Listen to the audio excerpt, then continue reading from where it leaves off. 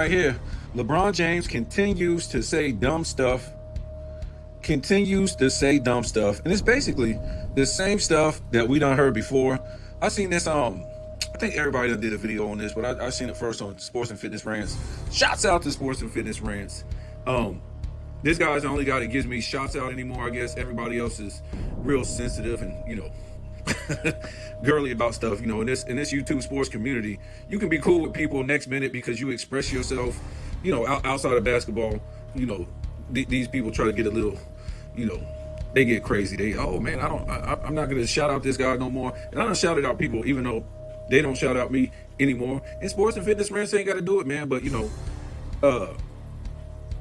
shouts out to him for doing it. But I'm gonna just keep doing me. I just tell the world like it is, and I tell things like it is. If you just look at it for what it is, it's not sexist, it's not racist, it's not bigotry, it's not hate or nothing like that. And that's why I like his channel, because he just, he tells it like it is. Yeah, it's some things on life I disagree with him on. But, I'm sure he disagrees with me on some things in life. Nobody's perfect about what they believe. You can believe something different than your, even though I don't like believing, I like knowing, you know what I'm saying? But you could believe something different than your parents or your grandparents or your brother, your sister, some of your good friends and stuff like that. But that don't mean, you're going to cut them off or anything like that. People just got different views. Some people are uninformed. Some people just never been down that path to, see things a certain way. That's how people are in this world. And then, it might be me too. I'm not just talking about, just other people. Maybe it's me that haven't been down, certain paths of other people to see things a certain way. But anyways, yeah, shouts out to Sports and Fitness Rants. I like to watch his channel on the perspective on how he breaks down basically the same thing, because in this YouTube sports world, it's about who's going to get to it first, who's going to get to this story first. So it's really not about, anymore about, somebody came out with this story first. It's just like everybody's story, you know what I'm saying? But yeah, there is people who come out with it first and, get credited. That ain't no problem and stuff like that. But, I'm more attracted to what he says because, he don't hold back on a lot of stuff. Well, on the majority of stuff he says. And, like I said, I seen this on his channel, and like I keep trying to tell people, this guy is talking about the same stuff that he talked about with JJ Redick. Basically, JJ Redick. Now, he might switch it up a little bit, but it's basically the same. And now we done came to, I guess 2012, LeBron James is saying that was his hardest finals series of all time. Also, let me say this before we get into it. Like I said this from the beginning, and I'm gonna say this one more time. Stop trying to hold SGA to the standard in the NBA that nobody else is being upheld to. These are Joker fans. These are LeBron fans. Now all of a sudden, that SGA is in the finals, and he don't win the MVP. And well, this was before he got to the finals, really, some of it. But now that he don't won the MVP over Joker, and like I said, he's in the finals, now he's supposed to be the standard all of a sudden for the NBA. Is he the face of the league? I don't think so. He's not. He's far from the face of the league. Is he the only one that's breaking the rules in the NBA? And was he the first to break the rules, like traveling, carrying, foul baiting, flopping, all this stuff? So I'm just saying, when did it actually stop? When did traveling, carrying, foul baiting, flopping ever stop in the NBA to where you was like, well, it did happen, but SGA is still doing it? Why? When did it happen? So this is what I don't understand. So you could not like SGA for those things. That's fine. And I'm not trying to say it's cool that he's doing it or he continues to do it. Or he shouldn't, or he shouldn't stop doing it. But the fact is, everybody's doing it, and it's never stopped. I don't have time for it, but maybe I can do some investigation. But I watched Joker again and again and again and again and again and again hook his opponents with his elbow while he spins around to go to the basket in the post. Also, I done seen this guy travel and carry every damn game. So now that SGA is putting up stats and he's the MVP and he done made it to the finals. Now foul baiting and traveling. I seen this on the morning show with Sports and Fitness Rants and what's his Angry Old Hoops, right? This guy had the nerve to play a video of SGA. I guess he was, I guess you could say he was doing both, traveling and carrying, right? And maybe he was foul bait. I don't know. But it's just like, dude, what are you doing? You could do a video on anybody, especially the superstars in the NBA. You could do a whole video. Who is this? Luka is a baiting, the king of baiting. He is the king of baiting. The king of it. Look, now LeBron James used to be the king, but now he just uses straight arms and elbows and punches and kicks while he going down the lane. So that's not foul baiting. That's basically playing football, right? And that's fighting to get his points. Now Luka, for a long time, has been the king of foul baiting. He took that over from James Harden, and other players do it too. So I don't see where all this hate is. Yes, it's easy for a guy that's on top to put a spotlight on him and say, well, look what he's doing. This is the only way he got to the top. It's the only way he got to the top. They act like this guy foul baits every single damn play. That would be like me saying, oh, well, I'm gonna put the spotlight on Joker. Look at him. He hooked right there. He hooked his opponent right there. Yeah. But guess what? Joker don't do that every play. SGA don't foul bait every play. So what they're trying to do is unfair. I think some of it, what they're trying to do is racist. A lot of these people is racist, man. And I hate that it done came to this because this whole thing started with, Joel Embiid and Joker, when Joker got robbed of his MVP that he should have got. No problem. But every single game, you know what I'm saying? They come out, oh man, that's because he got these free throws. He got this, he got that. He put up these stats, but he ain't winning, blah, blah, blah, blah, blah. It's always something against this guy. Like, all these guys out here are jealous of this player. And I'm not even trying to say he's my favorite player, but you could do this with any star player out there. I could literally go back for 2 straight seasons and compile all the times that Joker was carrying and traveling to the damn basket, and a lot of hooks when he was in a post, hooking his opponents. He was doing that a lot in the damn. I didn't even really pay attention to it, so I seen that in the Olympics when he was doing that. So, when you're in the spotlight and you haven't proven yourself, because it's crazy to say SGA ain't proven itself, but you know what I'm saying. This is his first MVP. He's in the championship game, so they're gonna tear you down. They was tearing Michael Jordan down, not comparing him to Michael Jordan, but they was comparing Michael Jordan down, tearing him down the whole time. He was trying to win a championship. Oh, he can't win a championship. He's a ball hog. He don't pass the ball. He don't make his teammates better. Blah, blah, blah. Nobody wants to play with him because he's just going to shoot all these shots. And that's how it is, man. Look, I'm not going to lie. When I watch SGA play, I don't see all this. I just don't. Not to the degree where you guys are acting like this guy foul based. I see this guy pulling up, doing middies all the time and stuff like this. This guy is the most covered guy on the damn floor every play because he can shoot the mid-range. Right? Or he could drive to the basket, whatever. But damn, they act like this guy just lunging and doing all this crazy stuff and lunging at people, his opponent, and doing all this crazy. It's disgusting, man. It's disgusting. Like I said, a lot of these guys are mad because Joker. Like I said, nobody has came to the forefront, all the Joker fans, and explained yet why Joker didn't show up in that Game 7. If OKC is all that in a bag of chips, how is Indiana in this 2-2 and still has a chance to win it? You know what I'm saying? How did Denver take OKC to a Game 7? I mean, Minnesota couldn't even take them to the damn Game 7, right? Minnesota couldn't even take them to a damn Game 7, right? Had something on the stove. Couldn't even they got beat 4-1. And like I said, a dude like Scat better hope to God. Well, it's over for him though. This guy has zero credibility at all. And that'll tell you a lot of his subs are bots and he don't pay for them, because I've never seen anybody at the end of every video begging for people to subscribe. Like, dude, if they like your material and they're listening to you, they're going to subscribe. So that ought to tell you, if he has like, I don't know, he has like 70 or 80,000 subs, I would think that's pretty good. That's pretty good.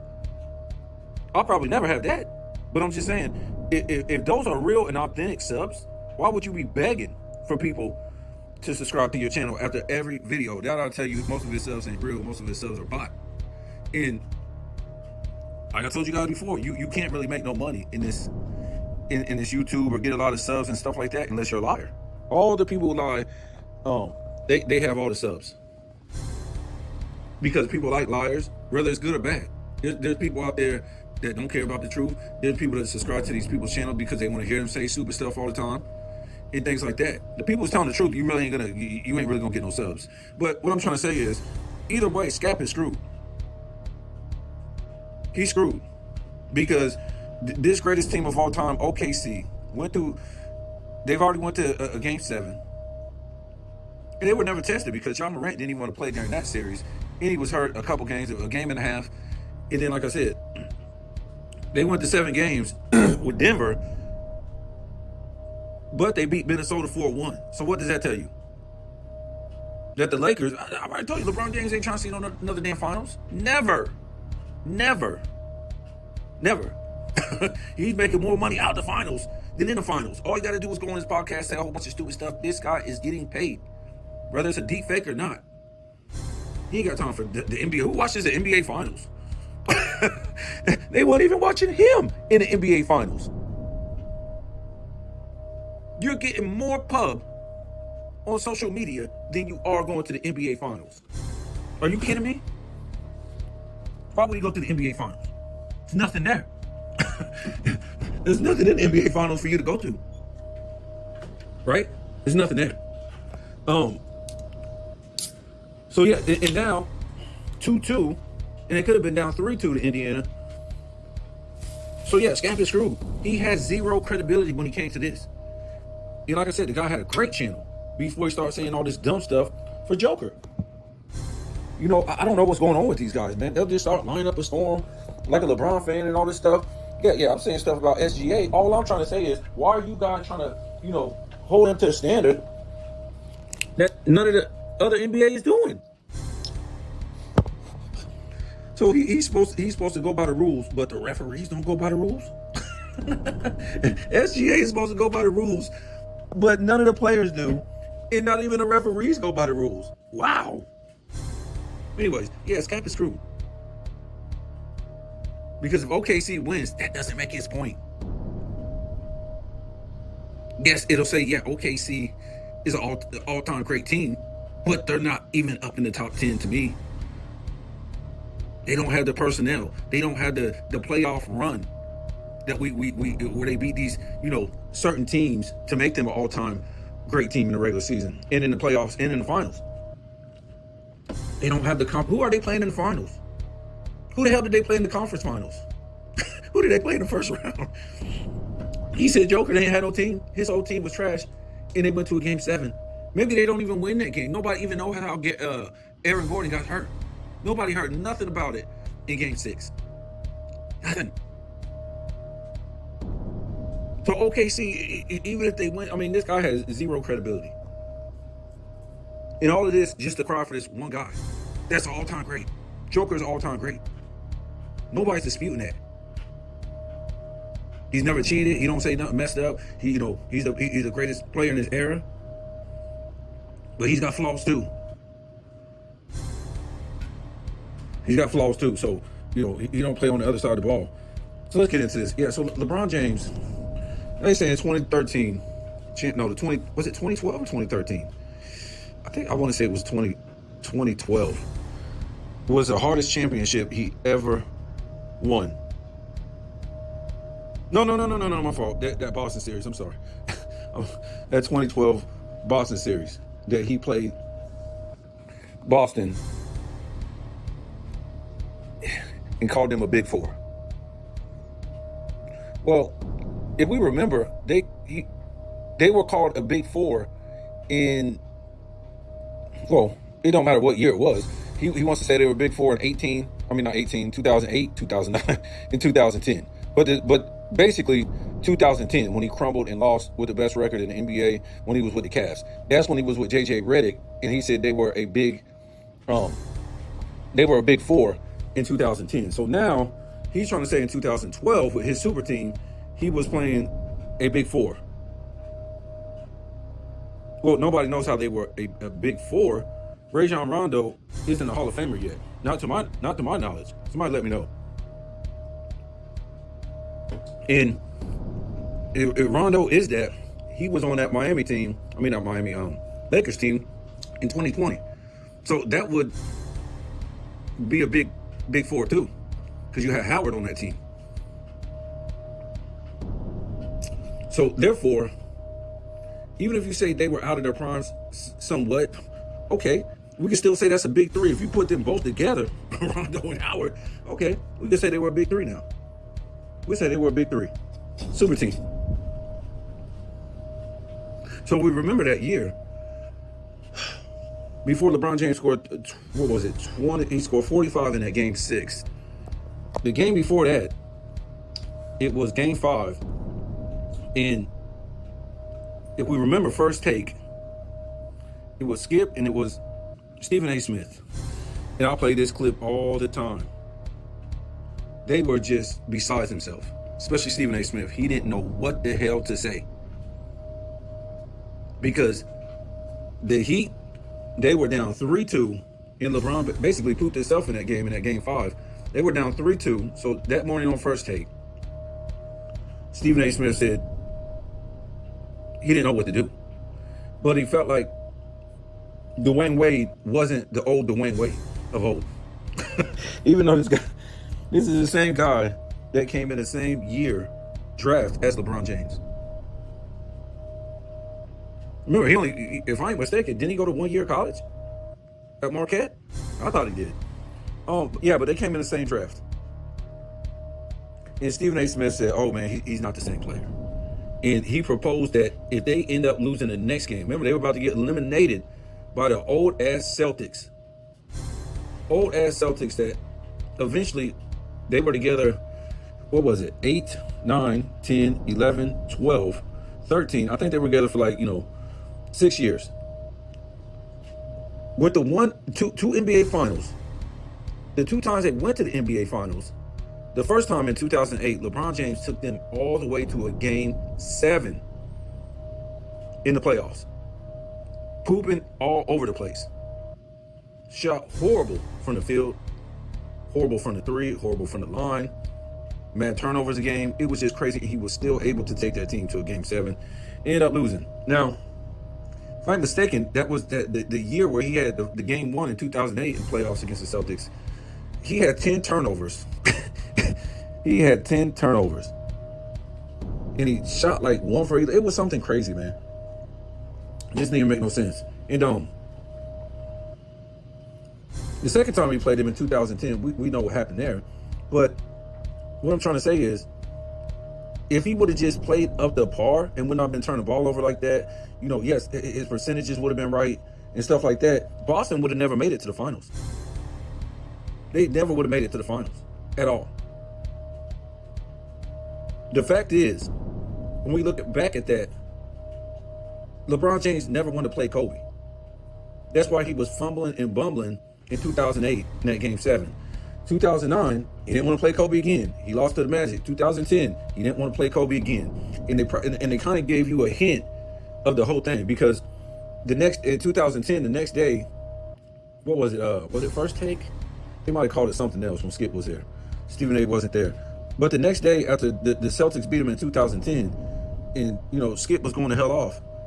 And one of the last things that Skip said that I think he said something about he's staying Michael Jordan's number 23. But next year, he's going to wear the number 6. And nobody knew he was going to Miami at that time. This was right after the game with the Celtics the next morning. So they're trying to tell you right there.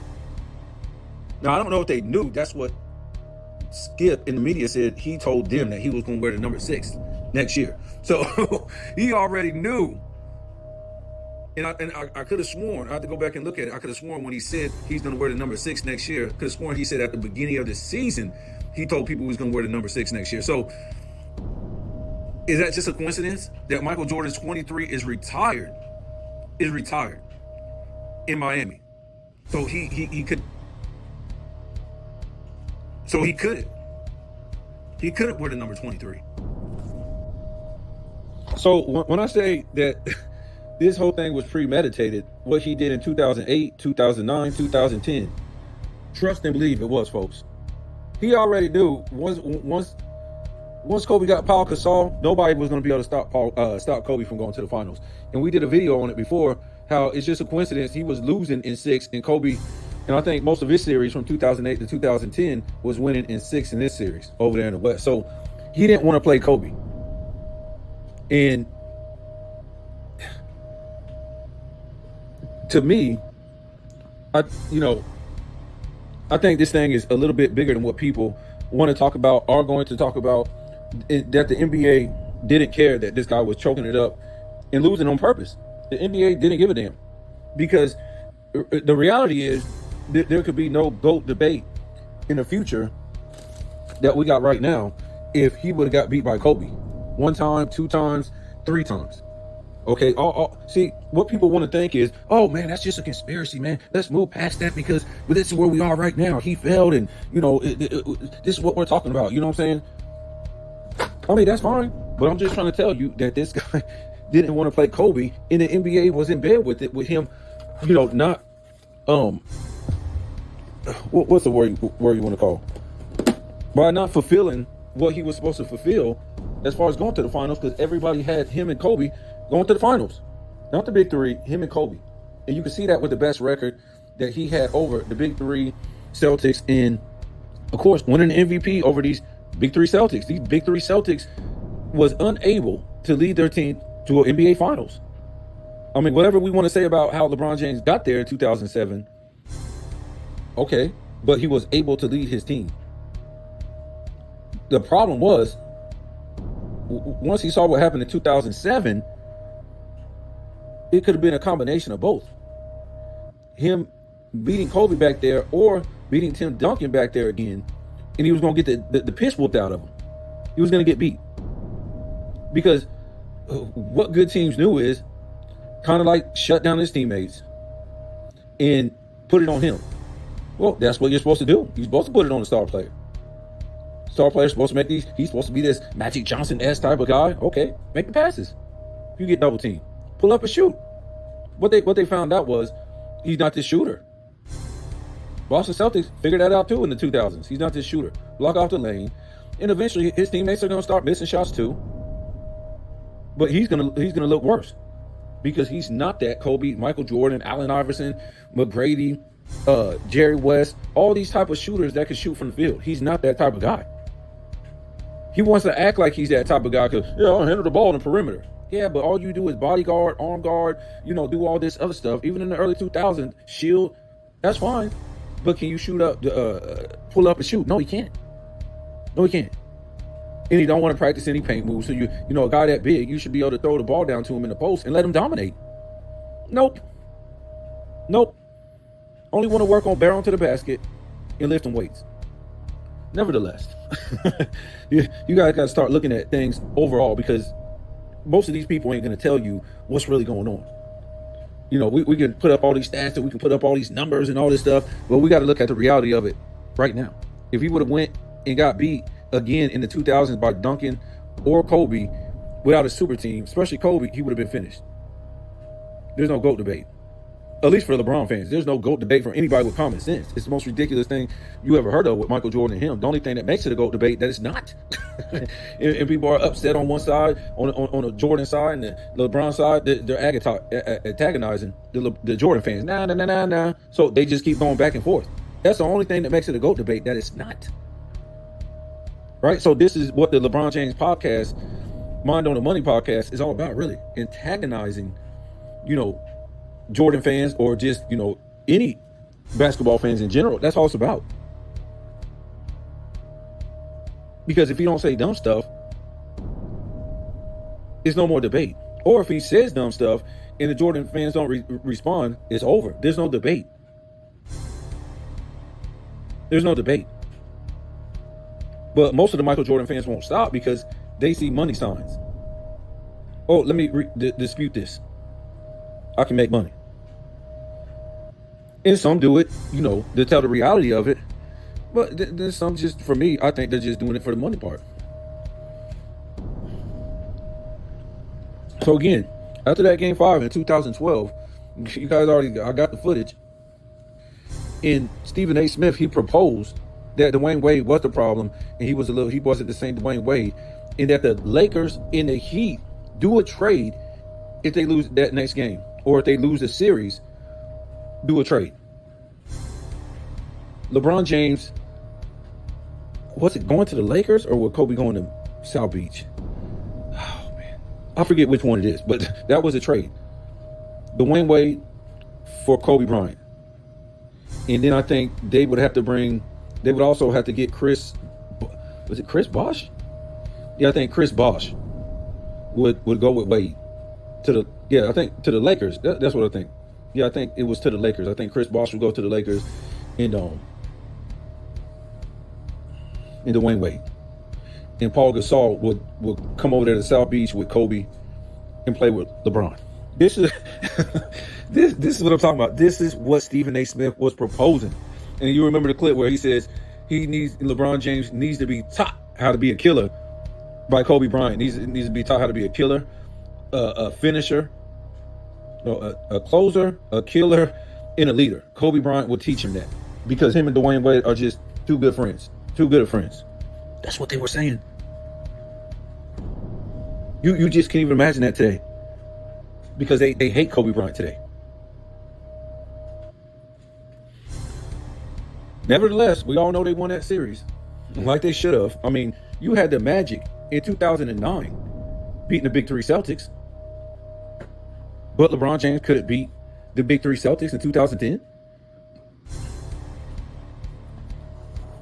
So that's where we are, man. I mean, that's why I try to tell you guys, this guy is the greatest businessman of all time. And because some people don't know what I'm talking about, they think I'm giving this guy some kind of praise because I like him. No, I'm giving this guy praise because this guy's a 4-6 loser with no real basketball skills on a high level of what I would think of top 10 players of all time. You don't have it. And if I want to be serious, top 15, you don't have it. You don't have it. Can't shoot the jumper. Sucks at three for his career. Can't give you no paint work for his career. You know, had the nerve to, if this guy hit a couple threes in the game, hit a couple mid-ranges in the game, they'll say, oh, this is his go-to. This is his bread and butter. This is what LeBron James does. Oh, God. When he shoot these wide open shots or he pushes somebody off or he punches somebody, this is what he does, right? So to me, passing the ball, yes, it's okay. In a no defensive era. I want to see him make those passes in the 90s. Everything has to be crisp back then because dudes were just like locked on you the whole time. Right? You're going to get yelled at by coaches and stuff. Imagine LeBron James playing in the 90s. All the coaches yelling at him. The 80s, the 70s. Coaches yelling at you. What about the officials upholding the rules? If he can't travel and carry, that dude just stripping him up and down the damn court. Because now he got to dribble legally. So now he probably would have to face his back to the basket. Well, back up like he does sometimes now. But, he would have to learn a post game. Because he's really not a perimeter dribbler. All that's fake. All that's fake. All that's fake when you start playing with the big boys. So, yeah, they won in 2012. Big deal. That's what they were supposed to do. Imagine he got beat in 2012. I don't know how they could even come back from that. I don't even know how he came back from any of it, really. From the beginning, not making the playoffs 2 years in a row, one with an all-star teammate, one all-star 1 year out of those 2 years. Got blown out in the Olympics. Blew a 3-2 lead going back home in 2006 to the Pistons. That same summer, what happened? Got beat by some grease sewer workers. 2007, we know what happened. Melted down in the finals. 2008, took Boston to a game 7. Melted down right there in the game 7. Well, 2008, or no, that was 2009. We know what it just goes. It's like never stops with this guy. And the only one thing they said about Michael Jordan, well, he couldn't beat these teams. But where was the meltdowns? There was no meltdowns. LeBron James is just meltdown after choke job after meltdown after choke job. Like, oh, goodness. And what's so crazy about it is, if it was so bad what Michael Jordan did when he first came, why did he get his own shoes? Why was they praising him? I don't understand. If they're using that logic against him, then why were they praising him? Well, they were praising him because they knew he was up against it as far as the team he had. And it was incredible that, he was able to do what he did against great teams and didn't throw in the towel and melt down and say, "Oh man, this team's just too good, man. I can't do nothing. What you expect me to do? The rest of these dudes ain't doing nothing. I ain't gonna go out here and do all this stuff, bringing shots from the free throw line, out there trying to shoot a whole bunch of threes when he ain't a 3-point shooter." You know what I'm saying? This was what LeBron was doing in a lot of them series. Like, what you doing shooting all them threes? You can't even shoot a mirror. You out there shooting threes, and that was back then when dudes didn't even shoot threes like that. So, and, you know, he has to pick his coaches to do what he says, or that's it. So you saw him shooting all them threes. A real coach is gonna be like, well, man, the three ain't your game, man. You got to come off that. You look what you're shooting out there. You're shooting like trash. Get to the mid range. Nope, you can't do that because he ain't got no touch. So I don't know, man. Look forward to it, and I don't see how you haven't, because it's gonna be the same stuff on his podcast. And he ruined the NBA by paying off the media. The NBA media is so bad now. It's just disgusting. ESPN and Fox and all this, it's just disgusting. It's not even real journalists no more. And now he's ruining the NBA going out. You know what I'm saying? Instead of going to enjoy his life with his kids and his wife and his, his other family, whatever. He has to be the talk of the town for the NBA Finals. And it's basically been like that every year. He ain't been in the NBA Finals. Doc could just say all this dumb stuff on my show. It's like, this is why the NBA is trash, guys. That's why the NBA is trash. Because he's trashing it now. Because he's not giving these other guys an opportunity to shine. He's not.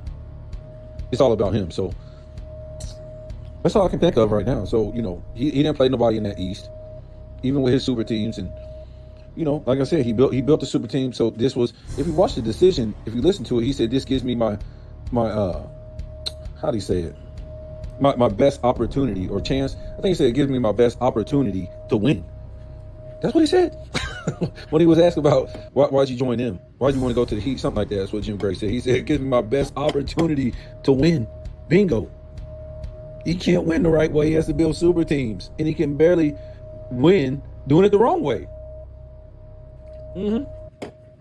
He can barely win doing it the wrong way. That's the crazy part about it. And that's why I said this guy is the greatest businessman of all time, sports businessman, because this guy does it the wrong way, has very little, skill at a high level.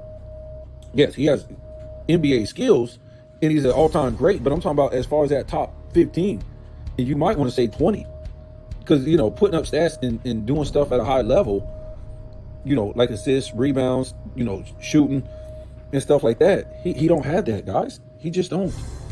Those are just empty stats. He ain't making key rebounds in the finals or the playoffs, and key assist, defensively, nothing. He don't really do nothing on a high level. It's all fake, guys. That's why I'm saying this guy, when he got Maverick Carter together, and this other fool that he claimed he met at the damn airport, this was to change his career. It make him, a top 5 player, top 2 player based on them paying off the media. We never seen nothing like this. And the NBA is basically responsible for this. The NBA should never let anything happen like this. So who else is he paying off? Is he giving money to Adam Silver? You know what I'm saying? Like a politician would take money. And I know it's crazy to say because Adam Silver make crazy amount of money. But, you guys got to think, who's running this NBA? This guy promotes, American basketball overseas more than he promotes it here.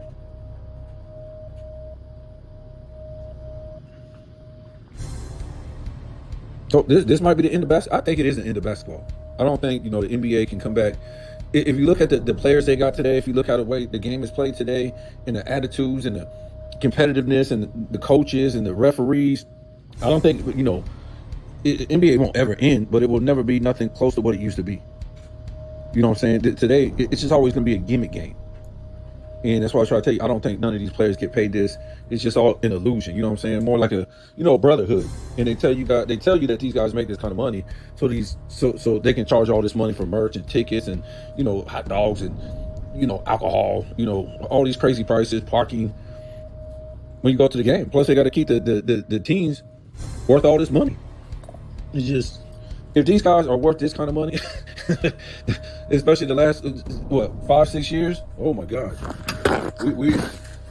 we're doing everything wrong in the workplace.